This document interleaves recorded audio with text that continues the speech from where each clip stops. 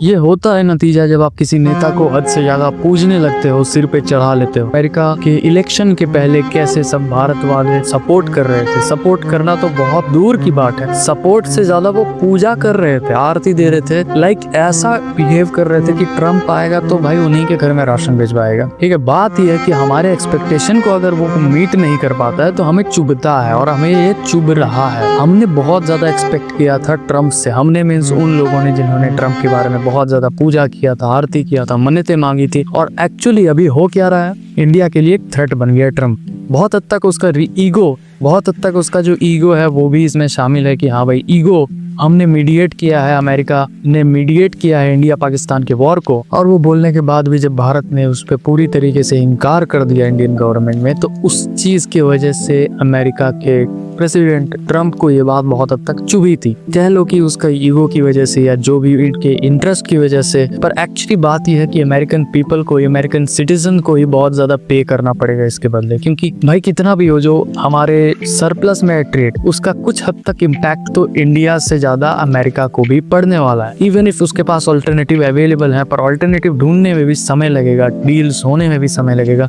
Rather than जो उसका बना हुआ पाइपलाइन है उसको तोड़ के नया पाइपलाइन, भले डायरेक्शन हो सब कुछ और फिर भी बिछाने में टाइम लगेगा। तो एक्चुअली लॉस अमेरिकन सिटीजन का भी है, क्योंकि यहाँ पे अमेरिका के इंटरेस्ट से ज्यादा ट्रम्प का ईगो सामने आ रहा है। और भाई रिपीट पे पेनल्टीज और रिपीट पे जो टैरिफ्स लगाया जा रहा है वो तो इनसेन है ऑब्वियसली भाई। तो इससे हमें कुछ सीखने को मिले या ना मिले, एक चीज तो बहुत अच्छा सीखने को मिल गया भाई, किसी भी नेता को या किसी भी व्यक्ति को सिर पे उतना ही चढ़ाओ जितना से तुम्हारा फायदा मीट हो और नेशनल इंटरेस्ट मीट हो। इससे ज्यादा अगर तुम सिर पे चढ़ाओगे तो वो तुम्हारी मूर्खता या फिर तुम्हारा इमोशनल इम्बैलेंस शो करेगा और आगे जाके तुम्हारे ऊपर खतरा बनेगा। भाई आगे तुम्हारी चॉइस है। Bye bye.